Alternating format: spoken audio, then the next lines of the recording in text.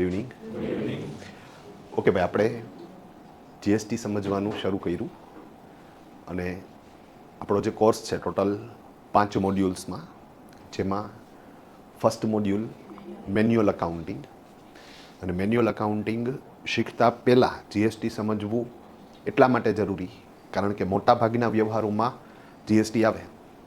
પરચેઝમાં આવે, પરચેઝ રિટર્નમાં આવે, સેલ્સમાં આવે, સેલ્સ રિટર્નમાં આવે, ઇન્કમમાં આવે, એક્સપેન્સમાં આવે અને અસેટ્સ પરચેઝની એન્ટ્રીમાં જીએસટી આવે. એટલે ઓલમોસ્ટ મોટાભાગના વ્યવહારો એવા હોય કે જેમાં જીએસટી આવે. સિમ્પલ. તો અહીંયા જીએસટી પહેલાં સમજશું, પછી મેન્યુઅલ અકાઉન્ટિંગ એટલે પ્રથમ મોડ્યુલ ઉપર આપણે ટ્રાન્સફર થશું. તો જીએસટીની શરૂઆત થઈ ભાઈ 1 જુલાઈ 2017થી જીએસટી લાગુ પડ્યો. ઇનડાયરેક્ટ ટેક્સ છે, મતલબ વેપારીએ પોતે પોતાના ખિસ્સામાંથી ટેક્સ નથી ભરવાનો, પણ વેપારી જ્યારે માલનું વેચાણ કરે અથવા તો સર્વિસ સપ્લાય કરે ત્યારે કસ્ટમર પાસેથી જીએસટી ઉઘરાવે અને એ ઉઘરાવેલો જીએસટી છે એ એણે ગવર્મેન્ટને દેવાનો થાય. અહીંયા આપણે એ પણ સમજી ગયા કે કસ્ટમર પાસેથી તમે જે જીએસટી ઉઘરાવો છો એ તમારે પૂરેપૂરો ગવર્મેન્ટને નથી આપવાનો, પણ તમે જે માલ પરચેસ કરેલો હશે, તમે ધંધા માટે કોઈ ખર્ચ કરેલો હશે અથવા તો તમે ધંધા માટે કોઈ મિલકત ખરીદ કરેલી હશે તો એની અંદર ભરેલો જીએસટી તમને બાદ મળશે અને ડિફરન્સનો જીએસટી જ તમારે ગવર્મેન્ટને દેવાનો થાય. સિમ્પલ. ધેન આફ્ટર આપણે વાત કરતા હતા કે ભાઈ એક્ટ મુજબ જીએસટીની ડેફિનેશન શું છે. આપણે સમજ્યા કે ભાઈ કોઈ પણ પ્રકારની સપ્લાય હોય, પછી એ માલની સપ્લાય હોય કે સેવાની સપ્લાય હોય કે બંને હોય, સપ્લાય થશે એટલે જીએસટી લાગશે. તો અહીંયા જીએસટી માટે જે ટેક્સેબલ ઇવેન્ટ છે એ સપ્લાય છે. અને પછી અહીંયા આપણે કમ્પેરિઝન કરતા હતા ઓલ્ડ ટેક્સેશન સાથે કે ઓલ્ડ ટેક્સેશનની અંદર માલનું વેચાણ થાય, મતલબ કે માલિકીપણું ટ્રાન્સફર થાય ત્યારે જ પર્ટિક્યુલર ઇનડાયરેક્ટ ટેક્સ આવતો, પણ જીએસટીની અંદર સપ્લાય થશે એટલે જીએસટી લાગુ થશે. તો સપ્લાય કોને ગણવી એ સમજણ કેળવવી અગત્યની હતી. અને એમાં આપણે સમજ્યા કે ભાઈ માલનું વેચાણ છે એ તો સપ્લાય છે જ, પણ સાથે સાથે સ્ટોક ટ્રાન્સફર કરો છો, બાર્ટર સિસ્ટમ, વિનિમય પ્રથા, એક્સચેન્જ ઓફર, આ બધું સપ્લાયમાં કન્સિડર થાય. સાથે સાથે લીઝ છે, રેન્ટ છે, એ જ રીતે તમે કોઈને સર્વિસ પ્રોવાઈડ કરી છે તો એ પેટે તમે નાણાં ઉઘરાવ્યા છે તો આ બધું પણ સપ્લાયમાં કન્સિડર થાય. અને લાસ્ટમાં આપણે સમજ્યા કે ડિસ્પોઝલ ઓફ ગુડ્સ, મતલબ કે માલનો નાશ થઈ જાય છે પછી એન કેન પ્રકારે માલ બળી ગયો, પલળી ગયો, ડૂબી ગયો, ઘરે લઈ ગયા, ગિફ્ટ આપી દીધી, ધર્માદામાં આપી દીધો, કોઈ પણ રીતે માલ જાય છે, હા, તો એ પણ સપ્લાય ગણાય અને સપ્લાય થશે તો જીએસટી આવશે. ત્યાં પાછું એક નવું કન્ફ્યુઝન જનરેટ થયું કે સાહેબ જો બધી પ્રકારની સપ્લાયમાં જીએસટી આવતું હોય તો સૂર્યપ્રકાશ આપે છે, નદી પાણી આપે છે, મા બાળકોને જમાડે છે તો એ એક પ્રકારની સપ્લાય છે, તો ત્યાં જીએસટી આવે. તો એ સમજવા માટે આપણે કન્સિડરેશનનો નિયમ સમજ્યા કે ભાઈ જો સપ્લાય છે અને કન્સિડરેશન છે તો જીએસટી આવશે, સપ્લાય છે અને કન્સિડરેશન નથી તો જીએસટી નહીં આવે. તો ઇઝી પ્રોસેસ. તેના આફ્ટર આપણે પ્રવૃત્તિ વાઇઝ કઈ કઈ સપ્લાયમાં જીએસટી આવશે એ સમજ્યા કે ભાઈ મેન્યુફેક્ચરિંગ હશે તો એને જીએસટીનો કાયદો લાગુ પડશે, ટ્રેડિંગ યુનિટ છે તો આવશે, સર્વિસ પ્રોવાઈડર છે તો આવશે, જોબ વર્ક કરે છે તો આવશે, કારણ કે જોબ વર્ક એક પ્રકારની સર્વિસ ગણાશે. ઓકે, તમે જોબ કરો છો તો નહીં આવે. ઓકે, ઇન્વેસ્ટમેન્ટ કરેલું છે તો નહીં આવે. ઓકે, તમે કોઈ પ્રોપર્ટી પરચેસ કરી, રેન્ટ ઉપર ચડાવી, જો રેસિડેન્શિયલ પર્પઝથી ચડાવેલી છે તો, કોમર્શિયલ પર્પઝથી ચડાવેલી છે તો આવશે. સિમ્પલ. અને છેલ્લે વાત આવી ખેતી અને પશુપાલન, તો એની અંદર જીએસટી નથી. ડન. તો આ બધું સમજ્યા. ધેન આફ્ટર તો કે ભાઈ મેન્યુફેક્ચરિંગ યુનિટને જીએસટી લાગુ પડે અથવા તો ટ્રેડિંગ યુનિટને જીએસટી લાગુ પડે અથવા તો સર્વિસ પ્રોવાઈડરને જીએસટી લાગુ પડે તો વેરી ફર્સ્ટ ડેથી લાગુ પડે તો કે ના. તો એના માટે થઈને પછી આપણે એના રૂલ્સ સમજતા હતા અને એમાં આપણે સમજ્યા કે જો તમારું ટર્નઓવર 40 લાખ કરતાં વધારે છે અને સર્વિસ સેક્ટરમાં 20 લાખથી વધારે છે તો જીએસટી નંબર ફરજિયાત. ઓકે, એ જ રીતે તમે જુઓ તો સાહેબ તમે રાજ્ય બહાર માલનું વેચાણ કરો છો, સાહેબ જીએસટી નંબર ફરજિયાત છે. ઓકે, એ જ રીતે સાહેબ તમે ઓનલાઈન વેચાણ કરો છો, મતલબ કોઈ પણ ઈ કોમર્સ પ્લેટફોર્મ પર તો જીએસટી નંબર ફરજિયાત છે. ઇમ્પોર્ટ એક્સપોર્ટ કરો છો ફરજિયાત, ગવર્મેન્ટ કોન્ટ્રાક્ટ લેવા છે ફરજિયાત, કેઝ્યુઅલ ડીલર છો ફરજિયાત. તો અહીંયા તો ફરજિયાત છે. અને આ સિવાય સાહેબ પછી લાસ્ટમાં આપણે લાસ્ટ લેક્ચરમાં એ વાત આવતી હતી કે સાહેબ જો તમે B2B બિઝનેસ કરો છો તો સાહેબ હું સજેસ્ટ કરું કે તમે 40 લાખની રાહ ના જોવો, તમે વેરી ફર્સ્ટ ડેથી જીએસટી નંબર લ્યો, કારણ કે તમારું બિઝનેસ મોડલ B2B છે. તો એ જે કેટેગરી આપણે સેટ કરી વોલેન્ટરી, મતલબ કે સ્વૈચ્છિક રીતે સાહેબ જીએસટી નંબર લઈ લો, કારણ કે તમે B2B વેચો છો તો તમે જેને વેચશો એ પોતે ઉપભોક્તા નથી, એ આગળ કોકને વેચશે. હવે માની લો કે એની પાસે જીએસટી નંબર છે તો એ લોકોને તો ખરીદીમાં ભરેલો જીએસટી બાદ લેવો છે. હવે તમે જો જીએસટી નંબર ધરાવતા હશો તો તમે એને માલનું વેચાણ કરતી વખતે ટેક્સ ઇનવોઇસ આપશો, અને જો તમે જીએસટી નંબર નહીં ધરાવતા હોય તો તમે માલનું વેચાણ કરતી વખતે બિલ ઓફ સપ્લાય આપશો.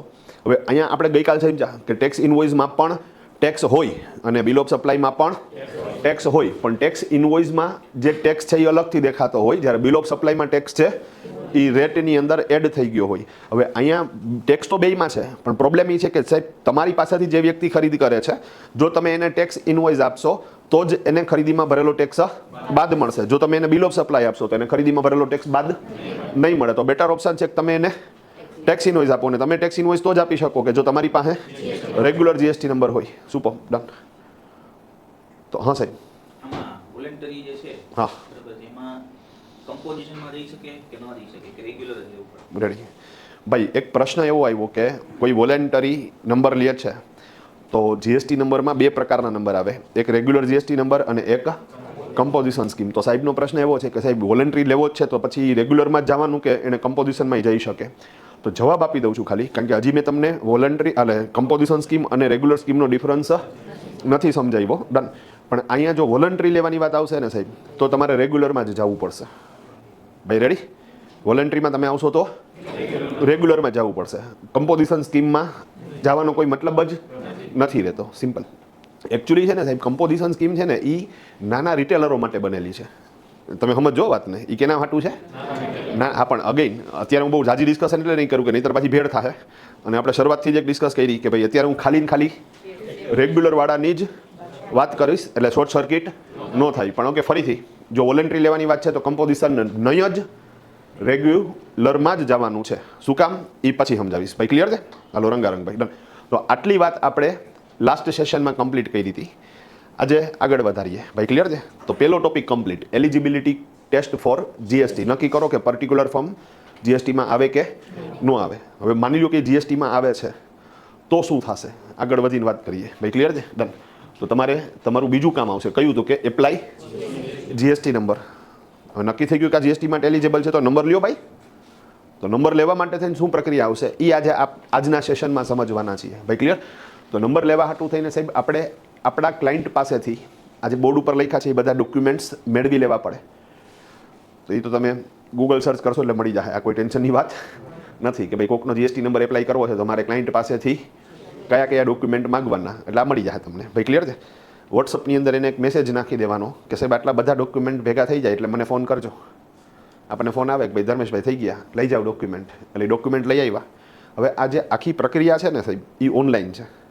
અહીંયા ઓફલાઈન રજિસ્ટ્રેશન હવે થતું નથી. તો તમે જે ડોક્યુમેન્ટ ફિઝિકલ કોપીમાં લઈ આવ્યા છો નેચરલી તમારે એને અપલોડ જ કરવાના થશે. તો એને સોફ્ટ કોપીમાં તમારે કન્વર્ટ તો કરવા પડશે. તો કેવી રીતે કરવા? સો સિમ્પલ. મોબાઈલમાં ફોટા પાડી લ્યો. ફોટા પાડતી વખતે હાથ આમ ધ્રુજે એવી રીતે ન પાડતા. હા, બ્લર થવા ન જોઈએ. એટલે પડ્યા પછી ચેક કરો પ્રોપર પડ્યો કે નહીં. હા, ડન. પ્રોપર પડી ગયો ફોટો. ધેન આફ્ટર એને ક્રોપ કરી નાખો. સાઈડની જે વધારાની વિગતો છે એને કાઢી નાખો. ધેન આફ્ટર તમારે કેમ સ્કેનર કે એના જેવી કોઈ પણ એપ છે એ એપની અંદર એને ચોખ્ખો કરી નાખો. એમાં તમે મેજિક ટ્રીક કરશો ને એટલે શું થઈ જશે, એ ક્લીન થઈ જશે ટૂંકમાં. ડન. ક્લીન થઈ ગયા પછી પાછું એક વખત જોઈ લો કે એમાં જે લખાણ છે એ બધું પ્રોપર દેખાય છે કે નહીં. ડન. હવે એને તમારે પીડીએફ અથવા જેપીજી ફોર્મેટમાં ટ્રાન્સફર મારવાનો છે. પીડીએફ ચાલશે, જેપીજી ચાલશે. અહીંયા એક વસ્તુનું ખાસ ધ્યાન રાખવાનું છે, ફાઇલની જે સાઇઝ છે એ તમારે 100 KB કરતાં ઓછી તૈયાર કરવાની છે. હા, અમુકમાં તમને થોડીક છૂટ મળે છે, જેમ કે દસ્તાવેજ હોય તો એ કંઈ 100 KBમાં તૈયાર ન થાય તો એવી વખતે તમને છૂટ મળે, પણ અધરવાઇઝ તમારે એ ફાઇલની સાઇઝ છે 100 KB કરતાં ઓછી સેટ કરવાની. હવે એ બધો ડેટા પેનડ્રાઈવમાં લ્યો. પેનડ્રાઈવમાંથી અથવા મોબાઈલમાંથી ડાયરેક્ટ તમે તમારા કમ્પ્યુટરની અંદર ડેટા નાખી દો, એક ફોલ્ડર બનાવી નાખો.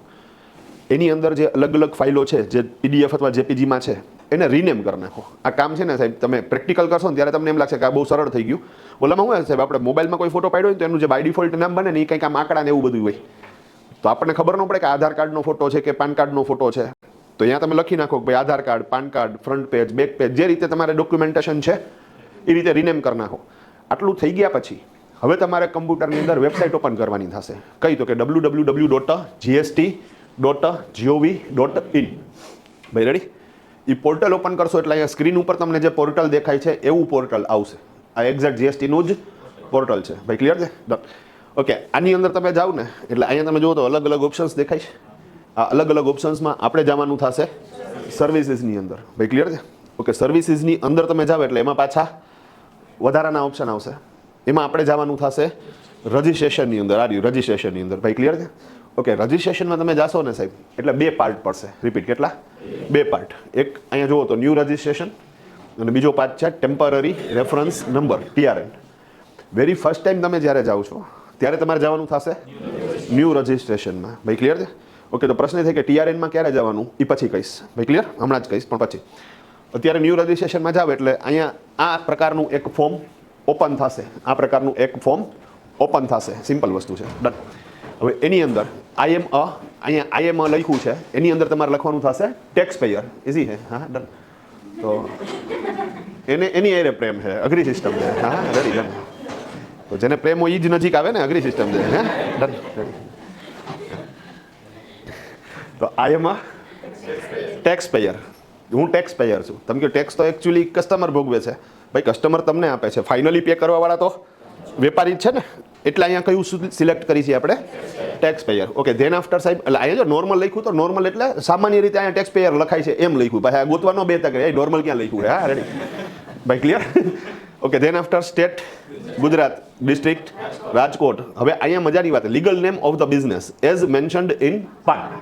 હવે અહીંયા એક ચોખવટ કરી દઉં તમને કે જો તમે જે વેપારી માટે GST નંબર એપ્લાય કરો છો એ વેપારી પ્રોપ્રાઇટરી ફોર્મ ધરાવતા હોય. પ્રોપ્રાઇટરીનો મતલબ સમજાય ને? એકાંકી પેઢી, મતલબ કે એકલો જ માલિક છે. તો એવા કેસમાં ઇન્કમ ટેક્સના નોર્મ્સ મુજબ, ઇન્કમ ટેક્સના નિયમો મુજબ પેઢીના નામનું પાન કાર્ડ નથી નીકળતું. જે માલિક છે એના નામથી પાન કાર્ડ નીકળે અને એના નામથી રિટર્ન ફાઇલ થાય. ધારો કે પેઢીનું નામ છે સૂચક કમ્પ્યુટર એન્ડ એજ્યુકેશન સેન્ટર, પણ એમાં હું પ્રોપ્રાઇટર છું. તો સૂચક કમ્પ્યુટરના નામનું પાન કાર્ડ નીકળે કે ધર્મેશ સૂચકના નામનું પાન કાર્ડ નીકળે? ધર્મેશ સૂચકના. તમે સમજી ગયા ને વસ્તુ આખી? ડન. તો પાન કાર્ડ નીકળશે એ ધર્મેશ સૂચકના નામથી નીકળશે. અને અહીંયા એણે શું કીધું કે ભાઈ legal name of the business as mentioned in PAN. પાનમાં જે લખ્યું છે એ લખજો. એટલે અહીંયા સૂચક કમ્પ્યુટર નથી લખવાનું, પાનમાં જે લખ્યું છે એ લખવાનું છે. અને અહીંયા એક એ મગજમાં રાખજો કે સાહેબ પાનમાં જે લખ્યું છે એ લખવાનું છે, તો પાન કાર્ડ સાથે રાખજો અને સામે જોઈને લખજો. કારણ કે ક્યાંક શું લખ્યું હોય સાહેબ તો કે ભાઈ સૂચક ધર્મેશ શિવલાલ લખ્યું હોય, ક્યારેક સૂચક ધર્મેશ શિવલાલ ભાઈ લખ્યું હોય, ઓકે ધર્મેશ શિવલાલ સૂચક લખ્યું હોય. તો પાનમાં જે રીતે લખ્યું એ જ રીતે એમાં ટૂંકમાં શિવલાલ અલગ છે અને શિવલાલ ભાઈ અલગ છે. ભાઈ ગેમ સમજાણી? ડન. તો આપણે બાજુમાં પાન રાખશું તો અહીંયા શું લખ્યું કે ધર્મેશ શિવલાલભાઈ સૂચક. આમાં વાંચીને જ સ્પેલિંગ લખવાનો છે. ભાઈ ઓકે થઈ જાય? તો અહીંયા એ જ રીતે આપણે શું કરી નાખ્યું સાહેબ? ધર્મેશ શિવલાલભાઈ સૂચક. ઓકે, ધેન આફ્ટર તમને શું પૂછ્યું? Permanent account number.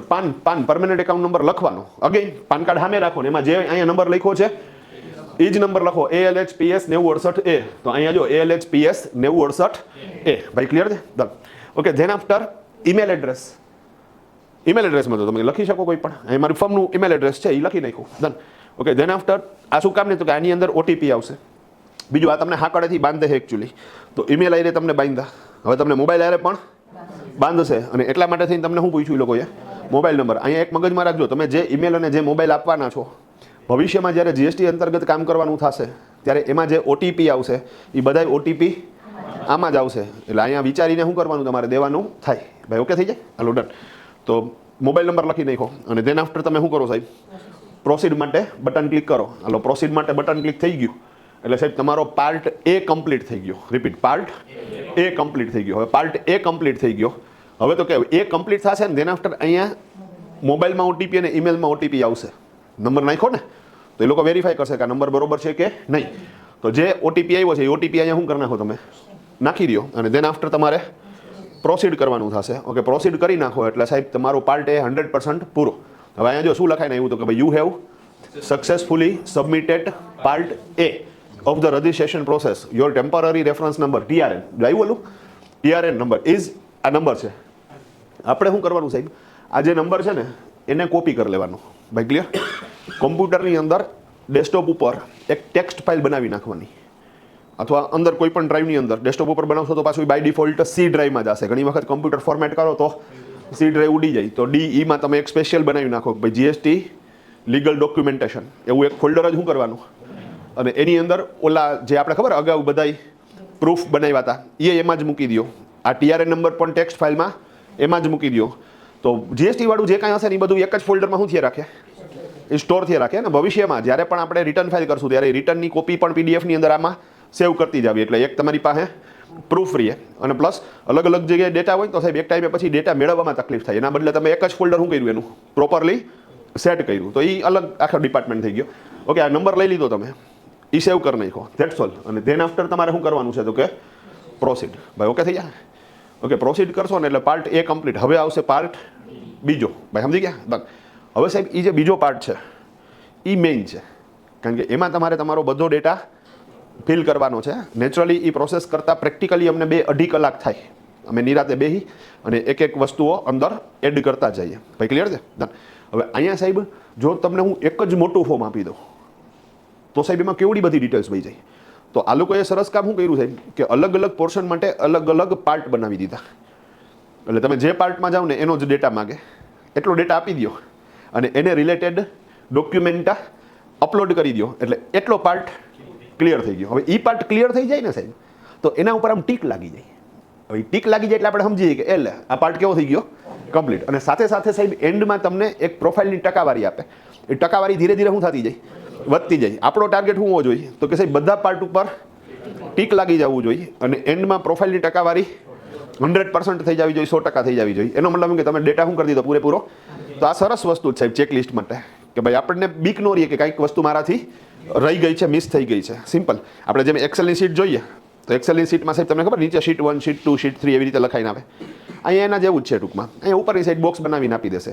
ઓકે, કેવું લાગશે ચેક કરીએ. ઓકે, પાર્ટ 2માં જવું હોય તો તમારે TRN નંબર જે આવ્યો ને TRN નંબરથી પાર્ટ 2માં શું થશે? એન્ટ્રી લાગશે. ભાઈ ઓકે થઈ જાય? તો હવે સાહેબ આપણે ગયા પાર્ટ 2માં. તો અહીંયા તમે જુઓ ઓલા ખબર 2 ઓપ્શન હતા. એક હતું ન્યૂ રજિસ્ટ્રેશન અને એક હતું ટેમ્પરરી રેફરન્સ નંબર. હવે આપણે કેમાં જવાનું?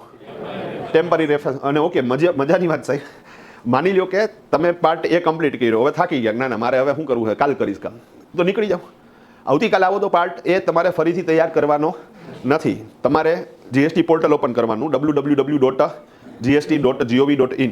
એમાં તમારે જવાનું સર્વિસીસમાં, એમાં તમારે જવાનું રજિસ્ટ્રેશનમાં. અને રજિસ્ટ્રેશનમાં જે 2 ભાગ મળે, એક ન્યૂ રજિસ્ટ્રેશન અને એક ટેમ્પરરી રેફરન્સ નંબર. એમાં હવે આપણે પસંદ કરશું ટેમ્પરરી રેફરન્સ નંબર, કારણ કે એક વખત તમે પાર્ટ એ તો હવે અહીંયા તમે ક્લિક કરીને અંદર જાઓ ને એટલે તમને અહીંયા તમારો ઓલો TRN નંબર પૂછે. હવે સાહેબ એ યાદ હોય એટલે હાટું આપણે ઓલા ફોલ્ડરમાં શું કરી નાખ્યું હતું, ટેક્સ્ટ ફાઇલમાં સેવ કર્યો હતો. તો અહીંયાથી હવે કોપી કરો અને અહીંયા પેસ્ટ કરો. આ સમજાઈ ગઈ વાત આખી રંગારંગભાઈ? ડન. તો એ TRN નંબર તમે અહીંયા મૂકી દીધો.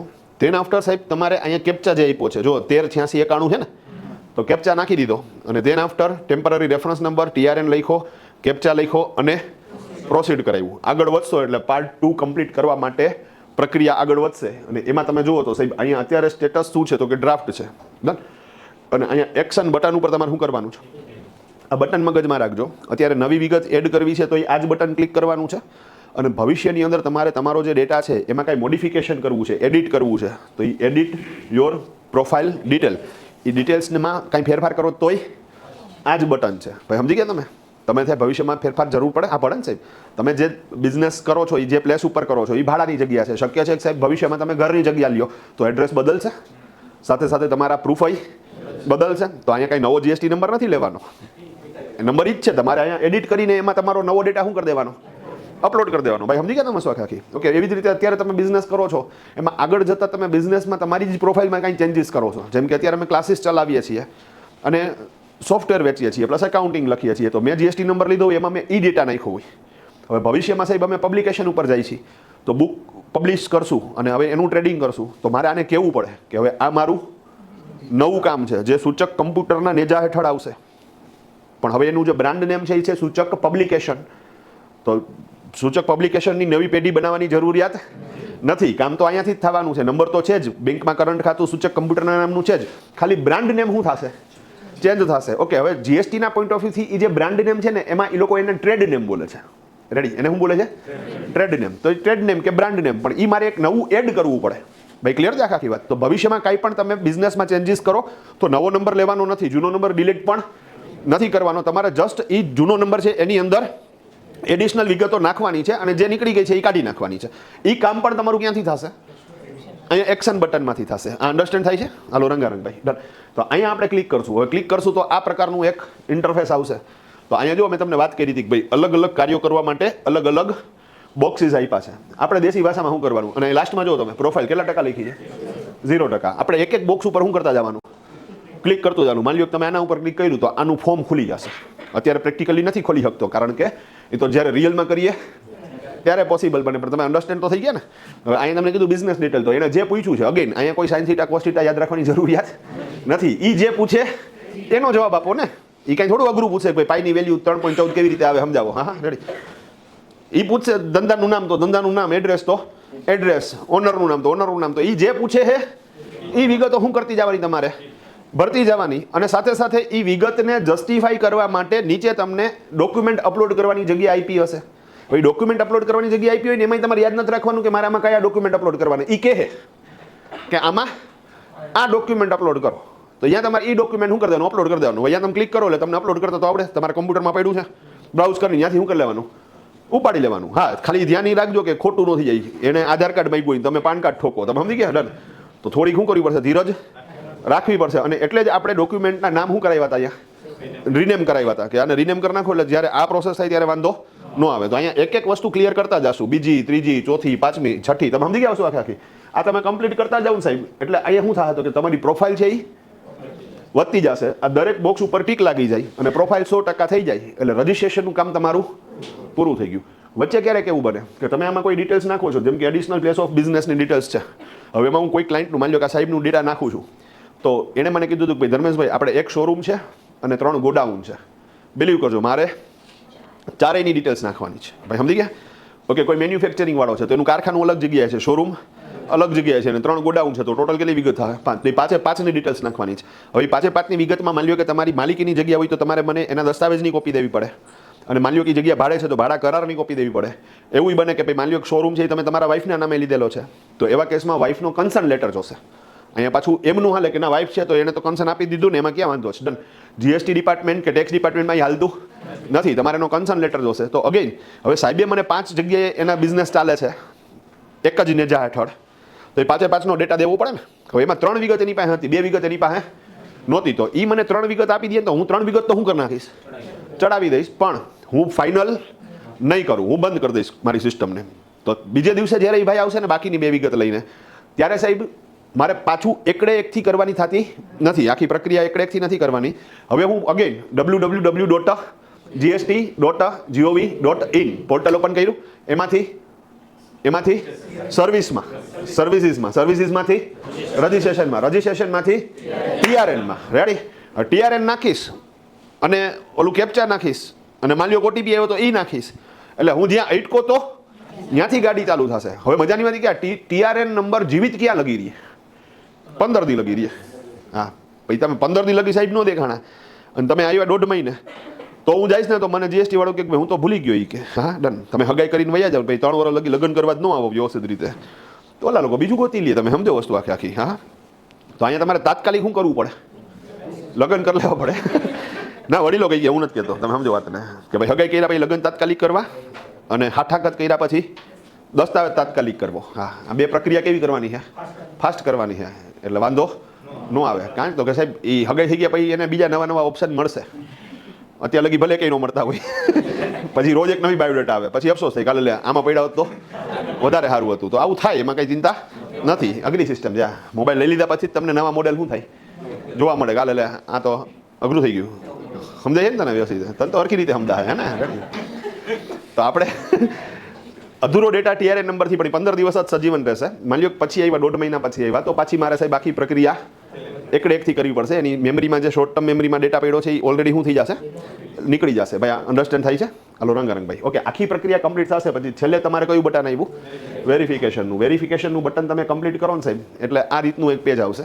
તો જેની અંદર આ જો ઓલા ઉપર છે ને બધા, તો યાદ રીતે હોય એક એક ખોલતા જાય એટલે નીચે એનું શું થતું જાય? ડિટેલિંગ આવતું જાય. લાસ્ટમાં તમે ક્યાં પહોંચ્યા? વેરિફિકેશનમાં ઓકે કર્યું તમે એટલે સાહેબ અહીંયા તમારું નામ ઓટોમેટિક આવી જશે, તમે જે નાખ્યું છે એ મુજબ. ભાઈ ક્લિયર છે? Done. Okay, then after place આવી જશે. ડેઝિગ્નેશન શું છે? તો કે ભાઈ આ ઓનર છે, તમે સમજી ગયા? ઓકે, ધેન આફ્ટર તો કે ભાઈ કઈ તારીખે એપ્લાય કર્યું એ ડિટેલ્સ આવી જશે. અને લાસ્ટમાં અહીંયા તમે જે જુઓ ને તો અહીંયા અલગ અલગ ઓપ્શન છે વેરિફિકેશનના.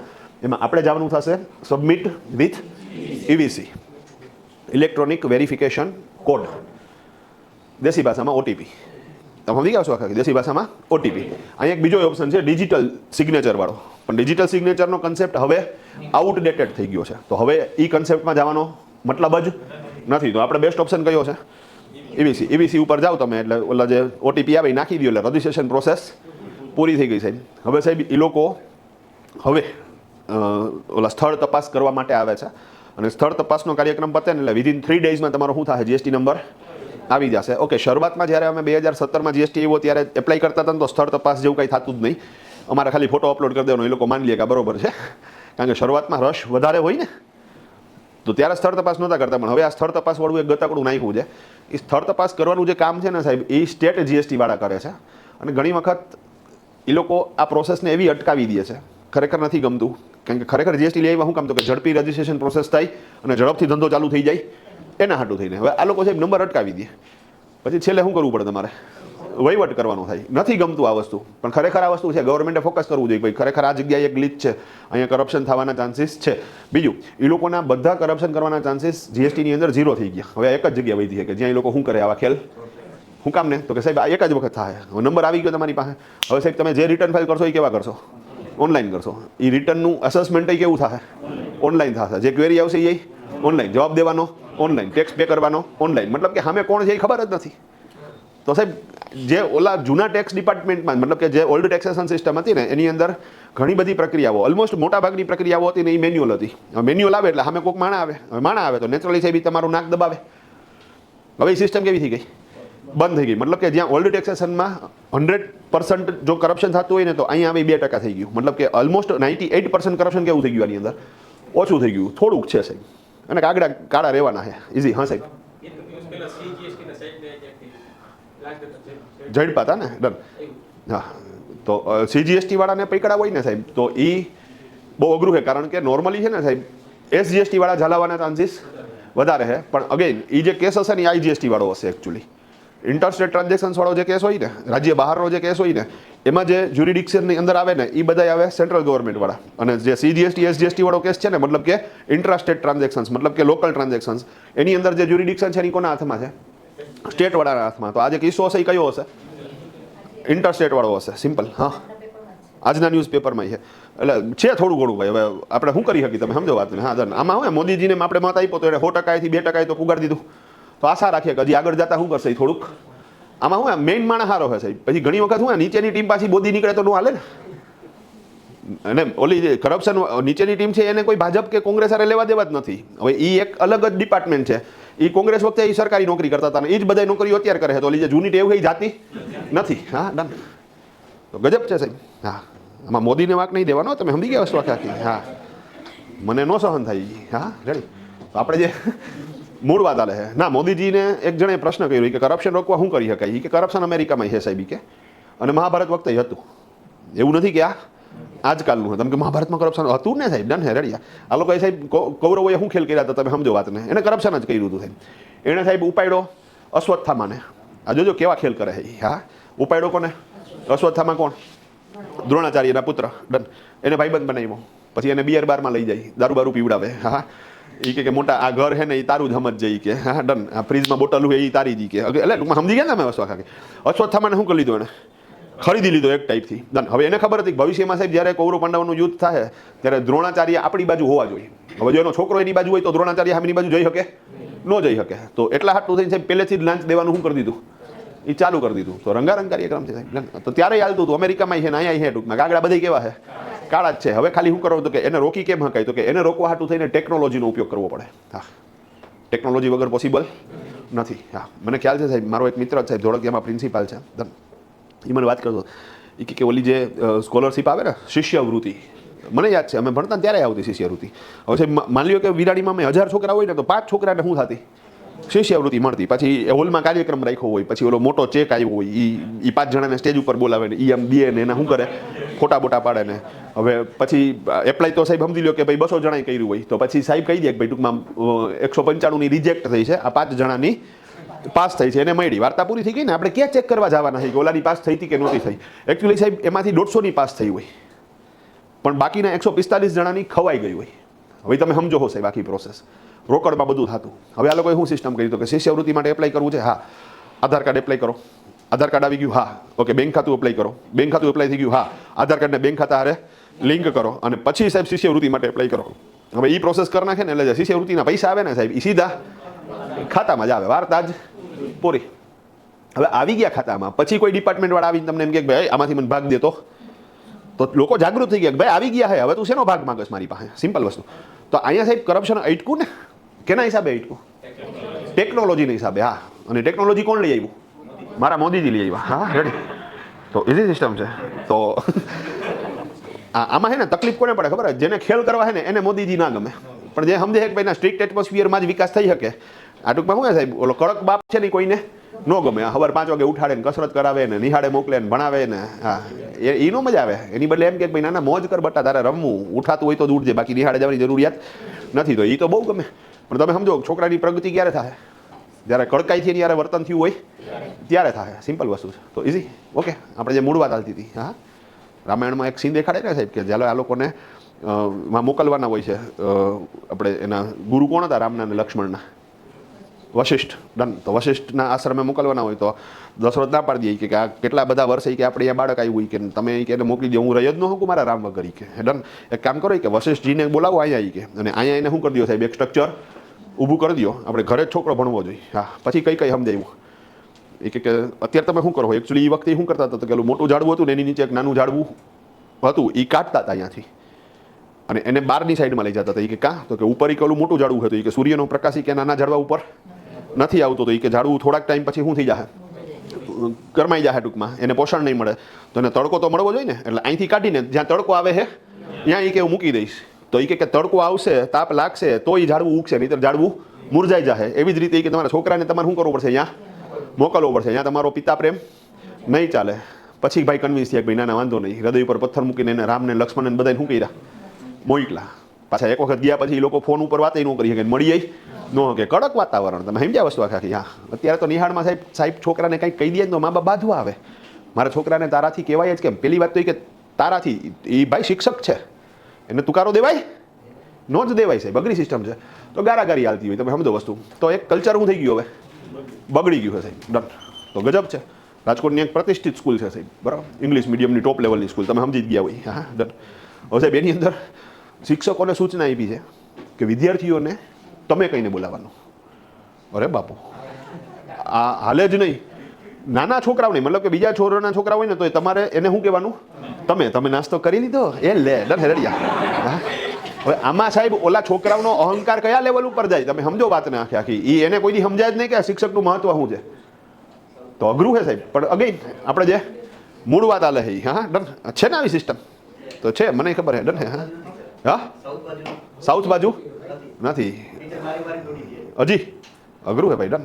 અમને મારતા હવે આજની સિસ્ટમમાં નથી. અમારે તો લોચો એવો થઈ ગયો ને, એવું દુઃખ થાય છે ને અમને. અમે માર ખાઈને આવ્યા, હવે અમારે આ બધાને મારવા હોય તો અમે મારી નથી શકતા. અઘરી સિસ્ટમ છે. હા, રેડી. ડન. હા, તો અઘરું છે. તો અહીંથી આ જ બેસતો જાજે, બરોબર ને? મને જન્મ ચડશે 2-4 ફટાકા હું લઈશ. હા, તો ઇઝી છે. હા ભાઈ, હા જય ભાઈ. હા હા, શિયાળો તને મોડો દેખાણો વ્યવસ્થિત. હે, રેડી છે? હા હા, તો ઇઝી છે. હા બસ, હા ભાઈ અહીંયા ગોઠવાઈ જાવ. ડન છે. હા, તું પણ મને અલગ વાતું યાદ કરાવડાવો છે, મારે કોર્સ આગળ વધારવા છે. હા, અમે વિરાણીમાં ભણતા સાહેબ, તો વિરાણીમાં શું થાય સાહેબ ખબર? હવે 60 જણાનો ક્લાસ ને ત્યાં તો વિરાણીમાં મારે VVV લખેલું હોય, વી વિરાણીના વિવિધ લક્ષી વાંદરા, એવી રીતે વચાય. હા, અને બજરંગ દળ, તમે સમજો ને વસ્તુ તો. હા, ડન. તો અઘરું છે. હવે એમાં સાહેબ એક છોકરો ઊભો થાય ક્લાસરૂમની અંદર, આજે એમ કીધું એમ કે સાહેબ, હા બે જાય કે સાહેબ રેવાય એમ જ નથી કે. હા હા, સાહેબ એને મોકલે. હવે એ જાય ને સાહેબ, એટલે અમને યાદ આવે, તો લાગી તો અમને છે ભાઈ 5 મિનિટમાં તો અડધો ક્લાસ ખાલી હોય. પાછા હવે સાહેબ એકને છૂટ આપીને તો બીજાને ના નો પાડી શકે. તો ક્લાસરૂમ ખાલી બધા અહીંયા બાથરૂમમાં ગુડાણા હોય. તમે સમજો વસ્તુ આખી. હા, પાછા અહીંયા ધબધબાટી બોલાવે. હા, ઓલાને વાંથી પાટા મારે વ્યવસ્થિત રીતે. હા, તો પણ હાલતું ટૂંકમાં જમાવટ હાલતી. ઓકે, વિરાણીમાં હું ભણવાનું ઓછું હોય પણ તમને ટૂંકમાં દુનિયાદારી શું કરી દે બધી શીખાડી દે રંગારંગ ભાઈ. હા, તો ઇઝી છે. પણ ઓકે, આપણે જે મૂળ વાત હાલતી હતી, બરોબર ને? રેડી. હા, ક્યાં હતા? તો કે હા સમજી ગયા ને, ટૂંકમાં સબમિટ કરી દેવાનું. તો ફોર્મ પૂરું થઈ ગયું, તમે સમજી ગયા ને? ડન. તો ઇઝી. તો અહીંયા ફોર્મ આપી દે એટલે વાર્તા પૂરી. હવે સાહેબ અહીંયા આપણે ત્રીજો મુદ્દો સમજવાનો ચાલુ કરીએ છીએ. કયો? તો કે સાહેબ make invoice and charge GST. જો આપણે ટોટલ કેટલા ચેપ્ટર સમજવાના છે? 10માં પહેલું ચેપ્ટર કયું આવ્યું? તો કે નક્કી કરો કે પર્ટિક્યુલર ફોર્મ જીએસટીમાં આવે કે ન આવે. જો પેઢીનું ટર્નઓવર 40 લાખથી વધે, સર્વિસ સેક્ટરમાં 20 લાખથી વધે તો જીએસટી નંબર ફરજિયાત. રાજ્ય બહાર માલનું વેચાણ કરો છો, ઓનલાઈન માલનું વેચાણ કરો છો, ઇમ્પોર્ટ એક્સપોર્ટ કરો છો, ગવર્મેન્ટ કોન્ટ્રાક્ટ લેવા છે તમારે, અથવા કેઝ્યુઅલ ડીલર છો તો ફરજિયાત. અને જો તમારું બિઝનેસ મોડલ B2B છે તો સાહેબ તમે જીએસટી નંબર માટે પહેલેથી જ એપ્લાય થઈ જાવ તો જ ટેક્સ ઇનવોઇસ આપી શકાશે. ભાઈ ક્લિયર છે? ડન. તો ઇઝી પ્રોસેસ. પછી બીજા નંબર ઉપર જીએસટી નંબર માટે એપ્લાય કરો. તો નંબર એપ્લાય કેવી રીતે કરવો એ પ્રોસેસ આપણે સમજી ગયા કે રિલેટેડ ડોક્યુમેન્ટનું લિસ્ટ ક્લાયન્ટને આપો, ક્લાયન્ટ પાસેથી બધા ડોક્યુમેન્ટ મેળવી લેવાના. ડોક્યુમેન્ટ આવી જાય એટલે બધા ડોક્યુમેન્ટના ફોટા પાડો, કેમ સ્કેનરમાં ચોખ્ખા કરો, PDF JPGમાં કન્વર્ટ કરો, ફાઇલની સાઇઝ 100 KB કરતાં નાની, બધો ડેટા કોમ્પ્યુટરમાં લ્યો, એને રિનેમ કરો અને તેના આફ્ટર પોર્ટલ ઓપન કરો www.gst.gov.in.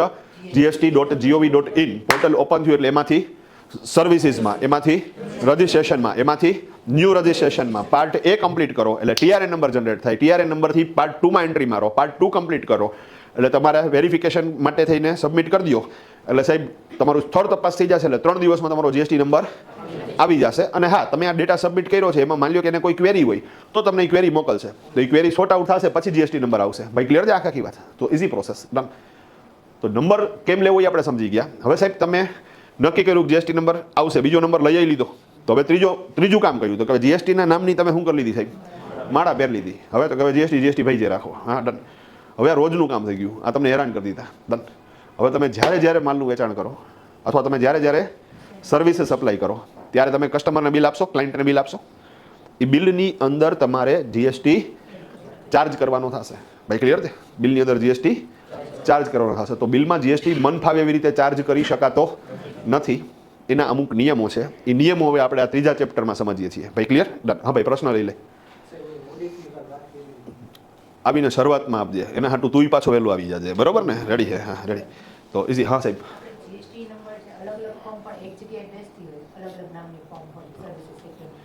ફરીથી ભાઈ તું એક ઊભો થઈ જા અને અહીંયા આવતો રહે ઝડપથી, કોઈ મગજમારી વગર. ડન.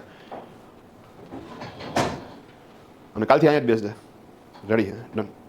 ઓલું તારો મોબાઈલ લઈ લે, અહીંયા બેસી જાય. ડન. હા ભાઈ. હા, હવે બોલો. મારે એને વાતચીત કરતો હોય ત્યારે કોન્સન્ટ્રેશનની જરૂરિયાત પડે. તમે અંદરો અંદર ડિસ્કશન કરો ને એટલે હું ડાયવર્ટ થઈ જાઉં ટૂંકમાં. તો એ ધંધો મારે કરવો જ નથી. સિમ્પલ વસ્તુ છે. ડન. હા. હા. ઓકે, ફરીથી એક જ ઓફિસની અંદર 2 પેઢી બેસે છે તો એક જ ઓફિસના એડ્રેસ ઉપર 2 જણાને જીએસટી નંબર મળી શકે કે નહીં? ડન. ઓકે, એના માટે તમને એક જુગાડ આપું છું. ડન. ફોર એક્ઝામ્પલ કોઈ કારખાનું છે, 2 માળનું છે, તો તમે નીચેનો માળ અલગ દેખાડો અને ઉપરનો માળ અલગ દેખાડો અને એવી રીતે તમે નંબર એપ્લાય કરો તો ચાલશે. ભાઈ સમજી ગયા? લોજિકલી એક એડ્રેસ ઉપર 2 જીએસટી નંબર મળતા નથી. નિયમ મુજબ વાત કરું છું. ડન. બીજો એક રસ્તો એવો થાય કે ફોર એક્ઝામ્પલ એક મોટી ઓફિસ છે 400 સ્ક્વેર ફૂટની. હવે તમારે 200 સ્ક્વેર ફૂટની જરૂરિયાત છે, મારે પણ 200 સ્ક્વેર ફૂટની જરૂરિયાત છે. તો ઓફિસ તો એક જ છે. માની લો કે 502 નંબરની ઓફિસ છે, તો તમે એની અંદર એક પાર્ટીશન સેટ કરી નાખો અને 502 કૌંસમાં A અને 502 કૌંસમાં B આવી રીતે તમે ઓફિસ નંબર 12 લખી નાખો. ભાઈ ક્લિયર છે આખી વસ્તુ? અને તમે એપ્લાય કરો તો આ લાકડાની તલવાર છે. મતલબ કે હાલી જાય તો હાલી જાય.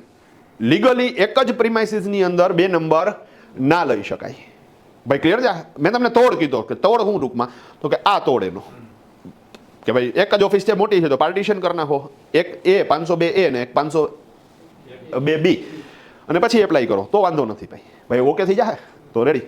બાકી લીગલી એક જ પ્રિમાઇસીસમાં તમે 2 નંબર લઈ શકતા નથી. ક્લિયર ભાઈ? કરી શકાય. ડન. કરી શકાય. મતલબ કે રેસિડેન્શિયલ પ્રોપર્ટીની અંદર પણ તમે જીએસટી નંબર શું કરી શકશો? લઈ શકો છો. હા. હા. પ્રવૃત્તિ શું હતી? તો પ્રેક્ટિકલી તમે એના અંદર ફાઇટ આપી શકો. રેસિડેન્શિયલમાં મળે છે એના હાટું થઈને શું કરવું પડે તો કે જે એના જીએસટીના અધિકારી હોય એને મળવું પડે અને at the end of time આપણે સમજી કે સાહેબ એ કાંઈ પણ ક્વેરી કરે છે તો છેલ્લે તો એને ઈચ્છા શેમાં છે? કંઈક કરપ્શન કરવાની ગણતરી છે ટૂંકમાં. અને આવું અમે જોયેલું છે પ્રેક્ટિકલી કે ભાઈ એવું કંઈક થાય છે ટૂંકમાં સેટિંગ, અને એ રિલેટેડ એ લોકો પછી શું કરી દે છે, જે ના પાડી હોય એ હા પાડી દે છે. હા, આવું થાય છે. પણ અગેન આ બધી જે પ્રેક્ટિસ છે એ ઇલીગલ પ્રેક્ટિસ છે. એટલે અહીંયા હું પાછું રેકોર્ડિંગ આલે છે તો બહુ જાજુ તો હું બોલી ન શકું, અઘરી વસ્તુ છે. પણ ઇઝી પ્રોસેસ છે. Illegal practice. આપણે આ પ્રોસેસને સમર્થન આપતા નથી. ડિસ્ક્લેમર. બરોબર ને? રેડી? હા. તો હા સાહેબ. હા. ઓકે. ઓકે હા સમજી ગયો સમજી ગયું ડન. ભાઈ જો અહીંયા ભાઈએ એક પ્રશ્ન કર્યો. પ્રશ્ન શું છે ને હું તમને કહું. એણે એવું કીધું કે ભાઈ એમના એક કસ્ટમર છે જે જોબ વર્ક કરે છે અને એ પોતે 2 GST નંબર ધરાવે છે, તો 2 નંબર લેવાનો શું ફાયદો? લોજિકલી સાહેબ પહેલી નજરે જોઉં તો કાંઈ ફાયદો નથી. તમે સમજી ગયા? મને કહું એક નવી ફોર્મ ચાલુ કરું છું, સૂચક પબ્લિકેશન. હવે હું જો સૂચક પબ્લિકેશનનો અલગથી GST નંબર લઉં, જ્યારે મારી પાસે ઓલરેડી સૂચક કમ્પ્યુટરનો તો GST નંબર છે જ, તો મારે સાહેબ 2 એકાઉન્ટ મેનેજ કરવા પડશે ને. દર મહિને મારે 2 રિટર્ન શું કરવા પડશે? ફાઇલ કરવા પડશે. તો એ બધી મગજમારીઓ થશે. તો જો એ મગજમારી નથી કરી તો તમે એક જ ફાઇલ કરો, એટલે કે એક જ સબમિટ કરો. ડન. પણ માની લો કે સાહેબ હું એવું કરું કે સૂચક કમ્પ્યુટરની એક હું જુનાગઢની અંદર બ્રાન્ચ કરું છું, ભાઈ ક્લિયર?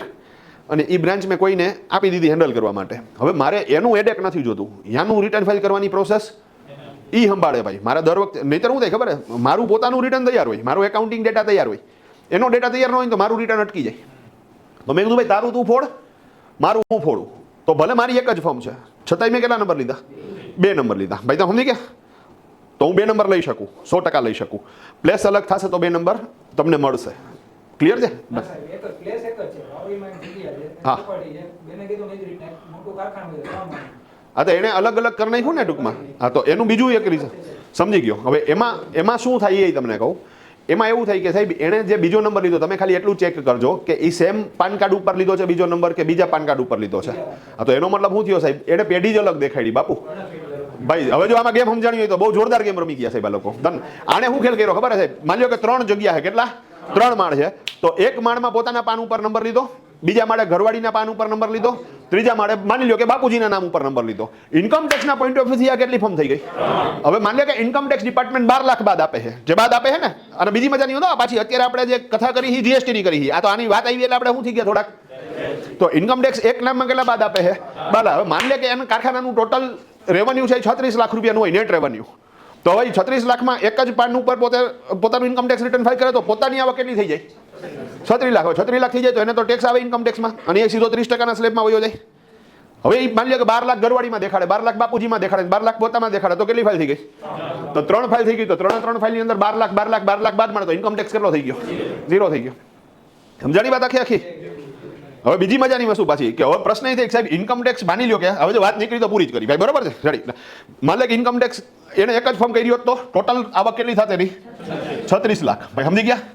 36 લાખની અંદર ઇન્કમ ટેક્સ ગણવો કેવી રીતે? તો કે સાહેબ 4 લાખ રૂપિયા સુધી 0%, પછી 4 લાખથી 8 લાખ વચ્ચે 5%, 8 લાખથી 12 લાખ વચ્ચે 10%, એમ દર 4 લાખે 5% શું થતા જાય?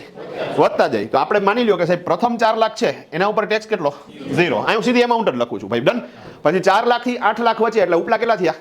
4 લાખ. તો બીજા 4 લાખ છે એના ઉપર ટેક્સ કેટલો આવશે? તો કે 5%. તો 5 ચોખ્ખું તો 20,000. ભાઈ ઓકે થઈ જાય? તો રંગારંગ ભાઈ, ડન. ઓકે, પછીના 4 લાખ ઉપર તો કે ભાઈ 40,000. હા રેડી ભાઈ, 5% શું થતા હતા? વધતા. પછીના 4 લાખ ઉપર 60,000. ભાઈ સમજી ગયા? પછીના 4 લાખ ઉપર 80,000. ભાઈ સમજી ગયા? પછીના 4 લાખ ઉપર કેટલા? તો કે 1 લાખ પૂરા. ભાઈ ડન. 1 લાખ પૂરા. ભાઈ ઓકે. તો કેટલા થઈ ગયા? 6 થઈ ગયા. 6 ચોક 24. હવે 24 લાખ લગી તો સાહેબ તમે સમજી લો કે ટકાવારી વધતી ગઈ. ભાઈ 0%, 5%, 10%, 15%, 20%, 25%. હવે 24 ઉપર જેટલા હોય એના ઉપર 30%. સમજાણું? તો 24 ઉપર કેટલા છે? 12. તો હવે જે ઉપલા 12 લાખ છે એના ઉપર કેટલા ટકા? 30%. તો 12 તેરી 36. તો 3,60,000. ભાઈ ડન. હવે ટોટલ માર ભાઈ કેટલા થાય? 6,60,000. ભાઈ સમજી ગયા? તો 6,60,000 રૂપિયાનો ટેક્સ આવે જો એ એમ કહે કે આ કારખાનું મારું છે. ભાઈ સમજી ગયા? અને ટેક્સ આવે 0 જો એ એમ કહે કે આ કારખાનું અમારું છે. તો મારું અને અમારું એમાં 6,60,000 નો ફેર પડે. તો એકચ્યુઅલી એણે જીએસટીના પોઈન્ટ ઓફ વ્યૂથી 3 નંબર નથી લીધા, એણે ઇન્કમ ટેક્સના પોઈન્ટ ઓફ વ્યૂથી 3 નંબર લીધા છે. કારણ કે જો જીએસટીમાં તો એનું ઉલટાનું ક્લેરિકલ વર્ક કેવું થયું? વૈધું. બીજું જીએસટીની અંદર સાહેબ માની લો તમે જીએસટી નંબર લીધો તો દેશી હિસાબ છે કે તમે માલનું વેચાણ કરો ત્યારે કસ્ટમર પાસેથી તમારે જીએસટી લેવાનો, નહીં જીએસટી ગવર્મેન્ટને દેવાનો. તો પેલા કસ્ટમર પાસેથી આય એટલો જ જીએસટી લેવાનો હોય ને 1000માં કસ્ટમર પાસેથી આય એને કોઈ આવો કઈ સ્લેબ લાગુ નથી પડતો. તમે સમજી ગયા? તો એ તો ત્રણેય ફોર્મમાંથી વેચાણ કરશે ત્યારે કસ્ટમર પાસેથી શું કરશે? એ જીએસટી લેશે. એ ઉઘરાલા જીએસટીમાંથી ખરીદીમાં ભરેલો જીએસટી બાદ લે, બાકીનો જીએસટી ગવર્મેન્ટને ભરશે. તો જે જીએસટીની પ્રક્રિયા છે એમાં જે એક ફોર્મ માટે પ્રોસેસ દર મહિને કરવાની હતી એની બદલે તો એને એકચ્યુઅલી તો જીએસટી સંબંધિત કામ કેવું થયું, વધી ગયું. બીજું જીએસટીના ફિગરમાં કોઈ ફેર પડવાનો નથી. ફેર ક્યાં પડે છે એટલે એણે આ કહ્યું છે. ભાઈ ઓકે થઈ જા. હા સીએ વધારાની એ જરૂરિયાત નથી. એનું બીજું રીઝન કહું, જો મસ્ત વાત છે. ડન. શું કામ ને તો કે ઇન્કમ ટેક્સ રિટર્ન છે ને સાહેબ, એ વર્ષે એક જ વખત ફાઇલ કરવાના છે. ભાઈ સમજી ગયા? વર્ષે એક જ વખત ફાઇલ કરવાના છે. તો એને વર્ષે ખાલી 2 રિટર્ન જ શું થયા, વધારાના થયા ને. એના માટે થઈને કંઈ જરૂરિયાત નથી. હાલો ડન. આ એક વાત બરાબર. હા જીએસટીની અંદર હવે માની લે કે એના ટોટલ 600 બિલ બને છે એક મહિનામાં. આવું આપણે માની લઈએ કે ભાઈ ટોટલ એના કેટલા બિલ બને છે 600. હવે 600 વેચાણના બિલ બને છે અને માની લે કે 90 એના ખરીદીના બિલ બને છે. હા ડન. 90 એના ખરીદીના બિલ બને છે બરાબર. હવે આ એક ટોટલ હું કહું છું તમે. હવે માની લે કે આ ડિવાઈડ થઈ ગયું. તો ડિવાઈડ થઈ ગયું તો 600 માં કેટલા થઈ જશે તો કે બહો બહો અને બહો. ભાઈ સમજી ગયા? તો ઉલટાનું હવે જ્યાં અને અહીંયા કેટલા થઈ જશે 30 અને 30. ભાઈ સમજી ગયા? હવે અહીંયા દર મહિને એને રિટર્ન ફાઇલ કરવાનું હોય. તો અમારે છે ને સાહેબ એક રિટર્ન આવે જીએસટીઆર 1 કરીને. આપણે આગળ આવશે હમણાં. ભાઈ સમજી ગયા? જીએસટીઆર 1. તો જીએસટીઆર 1 માં સેલ્સનો ડેટા ચડાવવાનો હોય. તો હવે એ જીએસટીઆર 1 માં એક જ પેજમાં 600 બિલનો ડેટા નાખે. હવે એની બદલે એક પેજમાં બહોનો નાખે, બીજી ફોર્મમાં જીએસટીઆર 1 માં બહોનો નાખે, ત્રીજી ફોર્મમાં જીએસટીઆર 1 માં બહોનો નાખે. તો ઇવન જે એન્ટ્રી લેવલનું કામ છે એ કેવું રહેવાનું છે, એ હરખું જ રહેવાનું છે. ખાલી એને શું કરવું પડશે તો કે 3 નંબર લીધેલા તો દર મહિને 3 અલગ અલગ પોર્ટલમાં જઈ અને પોતાનો ડેટા અપલોડ કરવાનો થશે. That's all. તો થોડુંક જ ક્લેરિકલ વર્ક વધવાનું છે. એની સામે 6,60,000નો ઇન્કમ ટેક્સ એને શું કરી લીધો, બચાવી લીધો. રંગારંગ કામ કરી નાખ્યું ભાઈ. હા વધારે હોય. તો હવે તો શું થાય સાહેબ, હવે મને 48 લાખ રૂપિયાની એની આવક થાય ને તો એ ચોથો માળ કાઢશે મમ્મીના નામે. હા હા રેડી. તો હવે સમજી ગયા ને વસ્તુ આખી. તો આ દાદાગીરી એ પર્સનલ ફાઇલની. આ જે દાદાગીરી કેની છે પર્સનલ ફાઇલની. પર્સનલ ફાઇલ જેમ વધતા જાય ને સાહેબ એમ આ બધી વસ્તુઓ શું થતી જાય, સેટ થતી જાય. તો અન્ડરસ્ટેન્ડ થઈ ગયું આખી વસ્તુ. ડન. તો ઇઝી પ્રોસેસ. હા ભાઈ કોઈ બિઝનેસ ચાલુ કરે છે પ્રોપ્રાઇટરી ઓકે આગળ જતા થોડો ટાઈમ પછી એનું ટર્નઓવર વધે છે. હવે ઈ લો પાર્ટનર કોઈ આવે છે બરોબર છે. તો હવે એને પાર્ટનરશિપ ફોર્મમાં કન્વર્ટ થઈ શકે સેમ નામથી. પછી પ્રોપ્રાઇટરશિપ નામ રાખ્યું હોય XYZ કોઈ પણ ઈ નામથી પાર્ટનરશિપમાં કન્વર્ટ થઈ શકે. ઓકે ભાઈ પ્રશ્ન સમજાવું તમને. પ્રશ્ન ભાઈ એવું કીધું ભાઈ શરૂઆતમાં તમે સૂચક કમ્પ્યુટર ચાલુ કર્યું ત્યારે પ્રોપ્રાઇટરી ફોર્મ હતી, પણ જેમ જેમ આગળ વધતા ગયા તમને એમ લાગ્યું કે બિઝનેસ મોટો થાય છે, એકલો મેનેજ કરી શકે એમ નથી અને નવા પાર્ટનર એડ કરો છો. તો નવા પાર્ટનર એડ કર્યા પછી તમે સૂચક કમ્પ્યુટર ફોર્મથી જ કન્ટિન્યુ કરી શકો? હા કરી શકો. કારણ કે ઇન્કમ ટેક્સની અંદર તો પ્રેક્ટિકલી પાન જે નીકળ્યું એ તો ધર્મે સૂચકથી નીકળ્યું હતું, પણ પાર્ટનરશિપ ફોર્મમાં જ્યારે તમે કન્વર્ટ કરો ને સાહેબ ત્યારે તમારે એક પાર્ટનરશિપ ફોર્મનું ડીડ બનાવવું પડે. એ જે ડીડ બનાવો ને એમાં લખાય કે ભાઈ પેઢીનું નામ શું થઈ ગયું હવે સૂચક કમ્પ્યુટર અને એમાં આટલા પાર્ટનર્સ છે. ભાઈ ક્લિયર છે? ડન. પછી સાહેબ એનું ડીડ બનશે, એનું બેંકમાં ખાતું ખુલશે અને એક નવું પાન જનરેટ થશે. એ પાન કોના નામથી આવશે? સૂચક કમ્પ્યુટરના નામથી આવશે. અને અગેન હવે એ જે નવું પાન કાર્ડ આવ્યું ને એના ઉપરથી નવો જીએસટી નંબર લેવો પડશે. મતલબ કે તમારે જીએસટી નંબર ઓલો જૂનો નહીં ચાલે, નવ. અને પાન કાર્ડ એ બદલી ગયું ને. જીએસટી નંબર કોના બેઝ ઉપર છે? પાન કાર્ડના બેઝ ઉપર. હવે પાન કાર્ડ બદલી ગયું તો જીએસટી નંબર પણ બદલી ગયો. સિમ્પલ વસ્તુ છે ભાઈ. ક્લિયર છે આખી વસ્તુ? તો ઇઝી. આગળના વર્ષમાં જે એને રિટર્ન ફાઇલ ગઈ હોય પ્રોપ્રાઇટરશિપમાં હવે ઈ જે પાર્ટનરશિપ ફોર્મમાં આવ્યો એકલો પાછો નવેસરથી બધું ટર્નઓવર થઈ જાય આગલું રિટર્ન થઈ ગયું. હા આગલું રિટર્ન જો ભાઈ માની લે કે સૂચક કમ્પ્યુટરમાં મેં 3 વર્ષ કામ કર્યું પ્રોપ્રાઇટરી તરીકે. ભાઈ પ્રશ્ન સમજ્યા તમે કે ભાઈ હવે નવી જ ફોર્મ થઈ ગઈ સાહેબ. તો એ નવી ફોર્મ છે એ નવી જ વ્યક્તિ છે, તમે એમ જ માનો. હવે ધર્મેશભાઈ સૂચક નથી, એ સૂચક કમ્પ્યુટર 3, 4 જણા 5 જણા ભેગા થઈને શું કરે એક નવી પેઢી હલાવે છે. તો ધર્મેશ સૂચક કમ્પ્યુટર અલગ છે અને 4-5 જણા ભાગીદાર છે એ સૂચક કમ્પ્યુટર પણ અલગ છે. હવે બે અલગ જ છે. તમે સમજી ગયા વસ્તુ આખા કે બે અલગ જ છે સાહેબ. તો હવે જે કાંઈ આવક થશે એ કોની ગણાશે? આની ગણાશે, ભાગીદારી પેઢીવાળી. હવે મારી આવક નહીં ગણ. હા ભાગીદારી પેઢીમાંથી મને કાંઈ પણ મળશે એ મારી પર્સનલ આવકમાં કન્સિડર થશે, પણ હવે એ આવક કોની ગણાશે? પેઢીની ગણાશે. અને અહીંયા મારે પાન કાર્ડ નવું એપ્લાય કરવું પડશે. એ નવા પાન કાર્ડ ઉપરથી જીએસટી નંબર પણ નવો એપ્લાય કરવો પડશે. ભાઈ ક્લિયર છે? હા પેઢીનું નામ કોમન ચાલે. આપણે ઘણી વખત તમે જોયું ડિલક્સ પાન, તો રાજકોટમાં કેટલા છે તમે સમજો વાત? 500 છે ને. જલારામ પ્રોવિઝન સ્ટોર 300 છે, તો પટેલ પાન 500 છે. તો આવી રીતે પેઢીનું નામ સરખું હોઈ શકે, નો પ્રોબ્લેમ. ડન. પણ એમાં જીએસટી નંબર, પાન નંબર એ બધું કેવું છે અને એ યુનિક રાખવા હાટું તો સાહેબ સરકારે શું કર્યું સાહેબ? આ અલગ યુનિક નંબરની ફાળવણી કરી છે. કારણ કે આપણે સાહેબ સમજી લો કે ભાઈ શિવ માર્કેટિંગ તમે જાઓ તો કેટલા બધા મળશે? પણ બધાના પાન નંબર અને જીએસટી નંબર કેવા હશે? અલગ હશે. તો સરકાર છે ને એ નામથી નથી યાદ રાખતી, સરકાર છે એ તમને નંબરથી યાદ રાખે છે. ભાઈ અન્ડરસ્ટેન્ડ થાય છે આ આખી વાત? ના સમજાવું. ભાગીદારી પેઢી બની છે એ હવે પેઢી એક ડીડમાં આવી ગઈ. ડીડમાં તો લખેલું જ છે કે આમાં કેટલા મેમ્બર્સ છે. હવે તમે પાન એપ્લાય કરો ને એ હવે ઓલા 5 જણાને ભૂલી જાવ સાહેબ. હવે તમારે જે પાન એપ્લાય કરવાનું છે એ એક ફર્મના નામનું કરવાનું છે. ભાઈ સમજી ગયા? હવે શું છે, કમ્પ્યુટરના નામનું પાન કાર્ડ એપ્લાય કરવાનું છે. તો ત્યાં આપણે ઓલું પાનનું ફોર્મ હોય ને, એક ફોર્મ આવે 49A નંબરનું ફોર્મ. રિપીટ, ફોર્મ નંબર કેટલા? 49A. રેડી? તો આ પાનનું ફોર્મ છે ભાઈ. રેડી? ડન. આ કયું છે તો 49A.